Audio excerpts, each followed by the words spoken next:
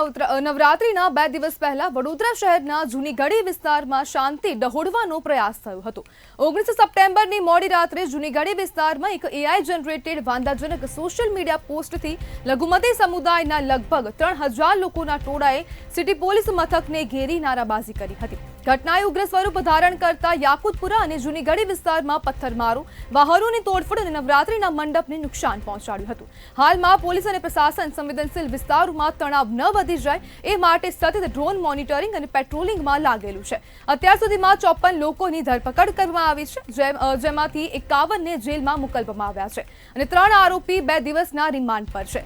સાથે જ 2 સગીર આરોપીઓને પણ પકડવામાં આવ્યા છે। પથ્થરમારાની ઘટનામાં 5 રિક્ષા, 2 ટેમ્પા અને 2 કારને નુકસાન થયું છે। તોફાનોને કાબૂમાં લેવા માટે ઉચ્ચ પોલીસ અધિકારીઓ, સ્થાનિક આગેવાનો અને અનેક લોકોએ પ્રયત્ન કર્યા હતા। ત્યારે વડોદરામાં પણ હવે પોલીસ સતર્ક જોવા મળી રહી છે। નવરાત્રીના તહેવારને લઈને વડોદરા પોલીસ દ્વારા અનેક પ્રકારની સુરક્ષા વ્યવસ્થાઓને લઈને તૈયારીઓ હવે હાથ ધરવામાં આવી છે। ત્યારે પોલીસ અને પ્રશાસન સંવેદનશીલ વિસ્તારમાં એલર્ટ જોવા મળી રહ્યું છે। નવરાત્રીને લઈને વડોદરા પોલીસ એક્શન મોડમાં છે અને પ્રશાસન સતત ડ્રોન મોનિટરિંગ અને પેટ્રોલિંગમાં વ્યસ્ત જોવા મળી રહી છે।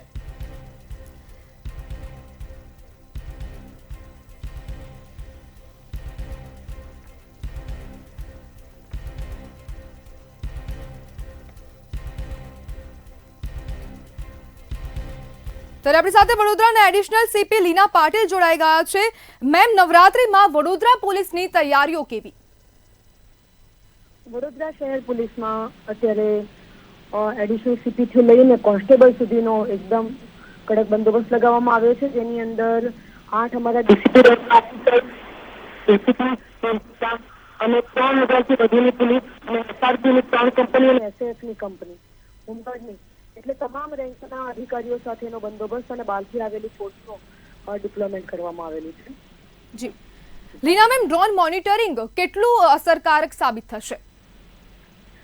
અમે સતત આ જે વડોદરા શહેરમાં અલગ અલગ ઇવેન્ટ્સમાં ડ્રોનથી એસઓજી દ્વારા અને અમારા પ્રાઇવેટ અને ગવર્મેન્ટ ડ્રોનથી અમારી બાજ નજર હોય છે। સાથે સાથે આ જે પણ ધર્મના વેન્યુઝ છે એની ઉપર પણ અમે એન્ટી સેબોટેજ ચેકિંગ અને ડ્રોનથી સર્વેલન્સ રાખવાના છીએ અને જેટલા પણ સેન્સિટિવ વિસ્તારો છે ત્યાં પણ અમારી ડ્રોનથી નજર રહેશે। લીના મેમ, શાંતિ જાળવવા માટે પોલીસનો શું એક્શન પ્લાન છે? આપ જોઈ રહ્યા છો કે વડોદરા શહેરમાં હમણાં એક નાનો ઇન્સિડન્ટ બન્યો હતો, જેને ધ્યાનમાં રાખીને પોલીસે તરત જ એમાં એક્શન લીધા છે અને અત્યારે હાલમાં વડોદરા શહેરમાં શાંતિ છે। પરંતુ વડોદરા શહેરમાં જેટલા પણ ફોર્સીસ છે અને બહારથી આવેલા ફોર્સીસ છે એનો અલગ અલગ સંવેદનશીલ વિસ્તારોમાં બંદોબસ્ત લગાવવામાં આવે છે। આ ઉપરાંત અમારા એડિશનલ ફોર્સ તરીકે અમે સીસીટીવી સર્વેલન્સનું પણ આયોજન કરેલું છે। તમામ રસ્તા પર સીસીટીવી કેમેરા લાગેલા છે અને પોલીસના જે પણ કેમેરા છે એ બધાની ફીડ અમારી વડોદરા સિટી કંટ્રોલ રૂમમાં છે અને એનાથી પણ અમારી નજર ચાલી રહી છે।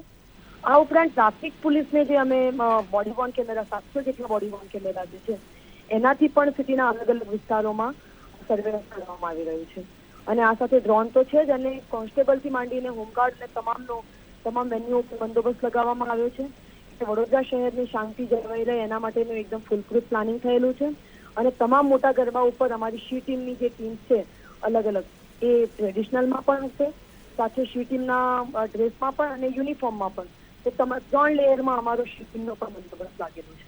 જી લીના મેમ, આપ વડોદરાના ખેલૈયાઓને શું કહેવા માંગશો? વડોદરા ઇન્ટરનેશનલ લેવલ ઉપર ગરબા ખૂબ જ ફેમસ છે। અહીંયાના ગરબા ટ્રેડિશનલ ઢંગથી રમવામાં આવે છે અને ખૂબ જ 700થી વધારે ગરબાઓ વેન્યુ ઉપર ગરબા રમવા જઈ રહ્યા છે। તો વડોદરાના ખેલૈયાઓને કહીશું કે તમે મન ભરીને રમો અને શાંતિ જાળવો, સુરક્ષા સાથે અને પોતાની પર્સનલ સેફટી એની સાથે ગરબા રમો અને શહેરની શાંતિ જાળવવામાં વડોદરા પોલીસની સાથે રમો। જી મેમ, જોડાવા બદલ આપનો આભાર। નવરાત્રીમાં હવે વડોદરા પોલીસ એક્શન મોડમાં જોવા મળી રહ્યા છે અને સાથે સાથે મહિલાઓની જે સુરક્ષા છે તેને લઈને પણ શી ટીમને તૈનાત કરી છે।